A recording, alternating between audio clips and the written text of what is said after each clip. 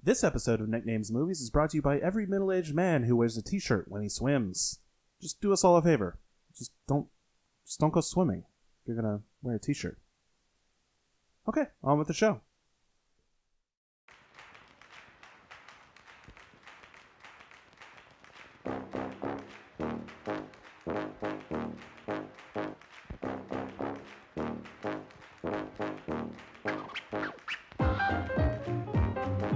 Hello everyone and welcome to the first ever episode of Nicknames Movies. The show where Nick, me, names movies. It's pretty self-explanatory. Don't know why you wouldn't get it by the title. Just gonna talk about movies for a little bit, get your blood pumping, get you excited for all the stuff that's coming out. I mean, as of recording, Sunday, April 14th, Game of Thrones Season 8 premiere day, I get it. It's a TV show. But TV will seep in to this movie show just because of how cinematic, Game of Thrones is. And, I might even talk about Star Wars stuff, like Star Wars TV shows, like The Mandalorian, and how exciting that flippin' show is going to be. I mean, you got Pedro Pascal, who got his head crushed in Game of Thrones. It all comes back.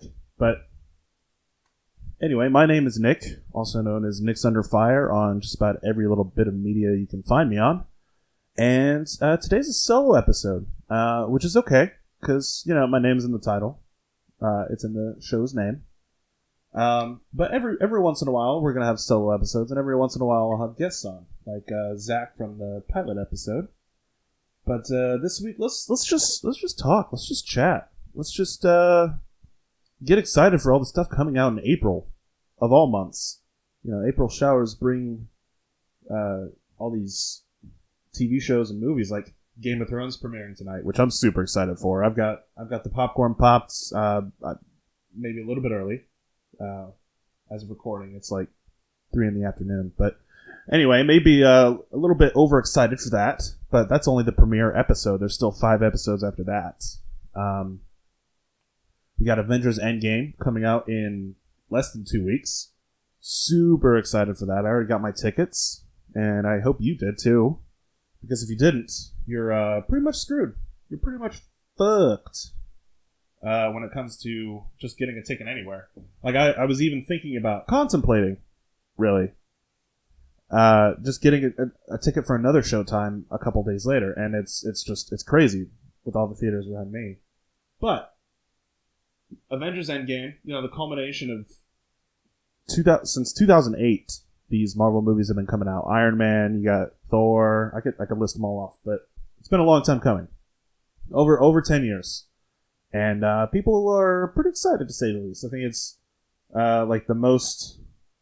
Don't quote me on this, but like the most sold tickets, like pre-sold tickets for a movie ever, or whatever, something like that. It's up there. I don't have the facts in front of me. I got my phone, but I'm not going to look it up. But needless to say, even if you bought your tickets and you reserved your seats, I would get there early. Get your popcorn. Definitely take a bathroom break before, because according to the directors and Kevin Feige, the directors, the Russo brothers, it's a 3-hour and 2-minute movie. Blah, blah. Hold on. Just give me a second. It's a 3-hour and 2-minute runtime film, and they say that there's really no lull in the action or the surprises or shock or, oh my gosh, Ant-Man just made out with Black Widow or something. I don't know. That's going to be a shocking scene that you're going to want in your movie, or that you're going to want to experience. So take a bathroom break before, little pee break, or just don't drink anything or eat anything until the movie starts, and you're good. Just don't get the large Coke, and you're set. So Avengers in 2 weeks. You got Game of Thrones tonight. Star Wars Celebration is this weekend too, so I got to check out a little bit of the panel action, and they talked about The Mandalorian. They talked about the Star Wars video game coming out in November, like 3 days after that. It's pretty exciting times. They showed the trailer for Star Wars Episode 9. I don't know why I haven't mentioned that. Looks pretty dang exciting, I have to say. It looks exciting. Don't know if you, the listeners, are a fan of the last couple of Star Wars movies. I've been kind of hit or miss with it. I liked Force Awakens. I wasn't a big fan of Last Jedi. And I've tried multiple times to watch it and enjoy it and get it, but just wasn't for me, you know? But maybe The Rise of Skywalker, which is what the 9th episode is called, will get me excited. I don't know. Maybe I'll just have to down a couple of Red Bulls right before, just so I can have the energy to stay awake. Because that's not what happened when I saw The Last Jedi. That's my opinion, though. If you like it, then feel free to yell at me. Or don't. Just leave me be. But Star Wars Episode 9 coming out in December. Which is what everybody knew already. But we finally got a teaser trailer for it. And yeah, you got Rey flipping over some what looks like Kylo Ren's little fighter jets, TIE fighter thingamabob. And yeah, you got some new characters. It looks like they're on like a desert planet, like Jakku or Tatooine or one of those things. But it may be a new place. Wouldn't surprise me. They introduced like 5 new planets in every Star Wars movie, so could be a new place. Plenty of desert planets out there. But you got Kylo Ren body slamming people with a lightsaber. I would think it would cut him in half, though, right? Does that not bother anyone else? I continue to watch the teaser over and over again because I'm looking forward to it, but at the same time, like, I'm seeing, like, it should cut the guy in half, right? Unless he's got, like, a being cut in half suit on. It's like a split-second thing, but maybe that's just me. I'm excited to see Lando back. He's looking like time has not been kind to him, but, you know, good for you, Billy D. Williams. Good for you. And then the thing that people are talking about the most is the Emperor being back, like confirmed being back by the director. At first I was like, they're just teasing with like the laugh and you know, and not everybody is not so dead or whatever. But like, why? What are you doing, JJ? What you doing, JJ? I gotta wonder. Your mystery box approach at doing films. It hasn't been working recently, and I'm wondering if you still got the goods. You know what I mean? Love Force Awakens. I thought it reminded me of the older Star Wars films while breathing fresh life into it. But I don't know. I'm kind of apprehensive at this. We'll have to wait and see, though. That's December. But let's get away from Star Wars because I'm a fan, but I'm not like a super fan. I'd probably have to get like a super fan on there.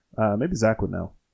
But April, man, so much stuff is coming, and yeah, it's Avengers, and it's Game of Thrones, and it's all the other stuff that's been coming out recently. Like so many great shows coming out. But we're not. This isn't nickname shows. I know that I said they would seep in, but let's get away from the shows. Let's go back to movies. 2019 in film. As of recording, April 14th, like I said before, Hellboy came out, and people hate it. I have yet to see it, just because I've been a little busy with other stuff. But, yeah, people are saying they don't like the inconsistency in the writing and the directing, and it's just like all over the place. I still want to check it out, but I'll probably have to wait for it to come out on DVD or streaming services and check it out. I don't know why they call him Hellboy when he's a full-grown man. Like, call him Hellman. Or Hellman. I mean, you might get sued by, like, that mayonnaise company, but what do I know? It was that and Missing Link by Leica Pictures, which I'm a super, super big fan of. Paranorman, Coraline, help me out. Box Trolls. The stop motion company that's still going around. And Missing Link looks more like a it's definitely aimed more towards kids. But you got Hugh Jackman and Zach Galifianakis and Zoe Saldana in there. A lot of big names in there. That's cool. It'd be interesting to check out. This is another one that I'm going to have to wait and see for it to come out on DVD and find out what that's like. I'm looking again at the box office, and the Pet Sematary came out, which I'm a big Stephen King fan, but again, mediocre reviews and people that I know that have seen it, and they're like, yeah, it's all right. It's not as good as the original, which, rose-colored glasses and all that. But that's just me. And then what also came out this weekend was Little, which was kind of a reverse Big, where I guess the main character gets turned into a little kid, and then they're like, what are we gonna do? I'm a little kid now. What's gonna happen? What will I be big again? Do I have to go through puberty again? I don't know. It looks all right. It doesn't look funny to me, and if it's supposed to be a comedy, then it's not my cup of tea. And hold on, I got a cup of tea. Hold on. Delicious. Not a lot coming out in between now and Avengers Endgame, so I guess that's what I got to look forward to.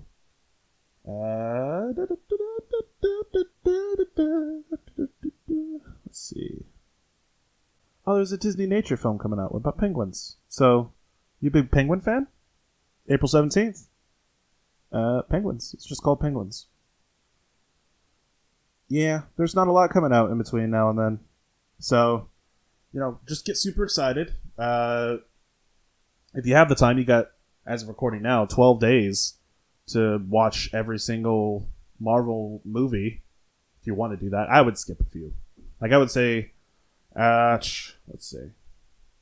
If you wanted to watch everything from, like, the beginning to Avengers Endgame that you need to watch, I would say Iron Man, Captain America, Thor 1, let's see, and Avengers.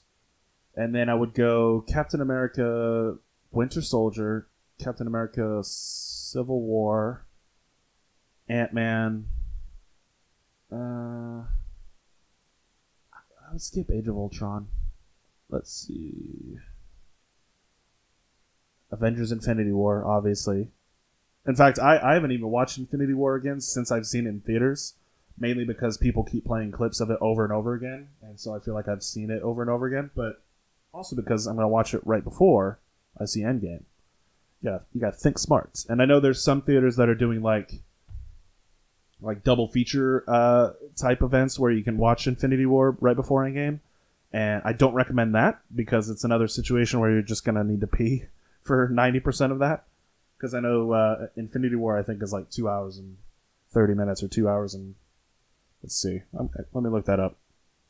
How long are you? 2 hours and 40 minutes. Okay, so I was a little off, but yeah, it's just about 20 minutes shy of Endgame, but still, it's a long movie. And I know it feels like it flies by because so much is going on, but because it's a superhero action movie and so much is going on, but still, don't do that. Watch Infinity War, take a breather, and then go see Endgame. Yeah, I mean, I've probably been talking too much about superhero movies, but I'm super excited. This month better fly by these next 2 weeks because I've been waiting a long time for the culmination of this film, and then after that, I've got nothing but Detective Pikachu to look forward to until, Star Wars, I guess. So. What movies have I been watching recently? I actually just started watching Vice, the biopic that Adam McKay did last year of... Oh my gosh, I'm blanking. of Dick Cheney, with Christian Bale, Amy Adams, and some other... Steve Carell. And it's very interesting. It's not like The Big Short or... obviously any of his comedies, but Adam McKay definitely brings a sort of... It's a biopic, but it's also like a documentary. Like there's narration, and then there's also like behind the scenes, like several cool little camera tricks to make you...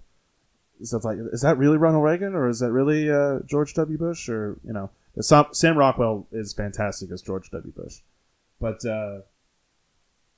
I'm about to finish it actually. After I finish recording, I've only got the last 20 minutes of it left, but decent film so far. Unless the ending is like, oh, they were aliens all along. I don't know why they would do that, but you never know. I should probably in the future talk about films that I watched and then finished to completion before I tell you that I watched it, because it's kind of taboo in my mind. But I did it anyway, because this is the first episode, and there's no expectations, and none of you know any better, so no big deal. Any movies coming out to... Oh, I don't know why I haven't talked about this. I talked about all these Disney properties, like Star Wars and Avengers, and I haven't talked about Disney Plus, the new subscription service that they announced during the Star Wars Celebration stuff. It's, for those of you that don't know, it's Netflix or Hulu or Amazon Prime. It's a subscription service where you can watch all the Disney movies that you want. Think of any Disney animated film, and it's probably going to be on there.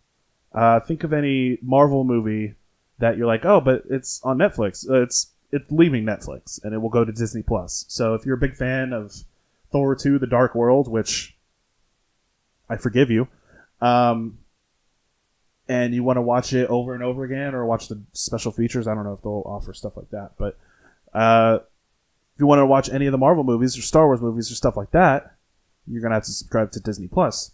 The plus side, no pun intended, actually, yeah, it was, is that it's super cheap. It's like $6.99 or $7.99. I can't remember. Yeah, $6.99. So, yeah, if you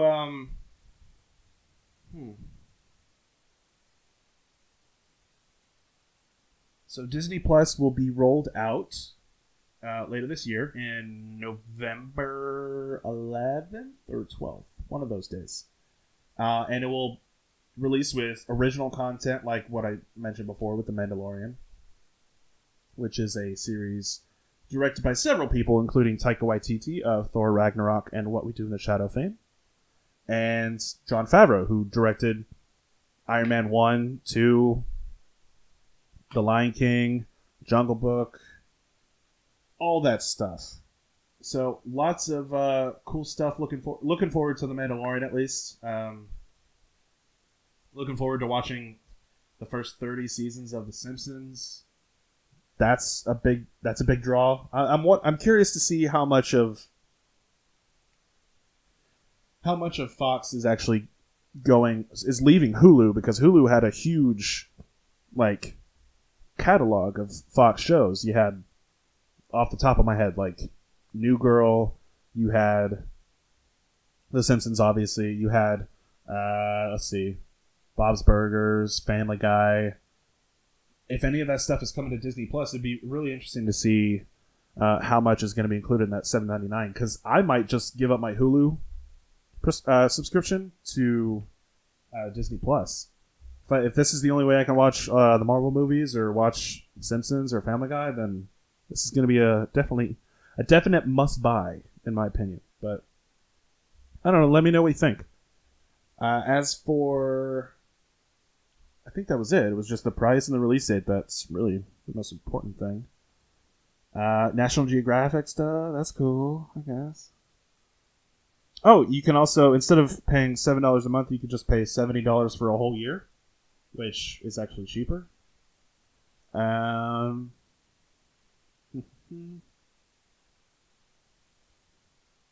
Yeah.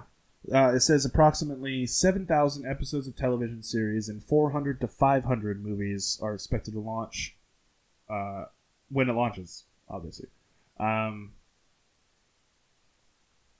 Every single movie in the Disney catalog will eventually be available on the service, according to Disney CEO Bob Iger, dispensing with the so-called Disney quote-unquote vault that kept classic films locked away for extended periods. I don't know if that means that they're going to bring out the racist ones, like Song of the South, or I don't know. I mean, but if you're looking forward to watching the upcoming movies like Frozen 2 and Toy Story 4 and Star Wars Episode 9, obviously, those are going to be on Disney+. Captain Marvel, whenever it comes to streaming, it's going to be on there. Plus all the original series of all the Marvel characters that are getting their spin-offs, like what was it? Winter Soldier and Falcon, Wanda Maximoff, Scarlet Witch, and Vision, and what was the Loki TV show. All of those are going to be on Disney Plus. So if you're a big Marvel TV show or Marvel movie fan, and you want to see what those characters are up to after, all of the original actors and actresses are coming back. But that's exciting to hear. The people are still committed to their characters and they want to continue and see what goes on and see what happens next. But that's what I'm excited. Oh, Obi-Wan Kenobi miniseries. This is the first I've heard of this.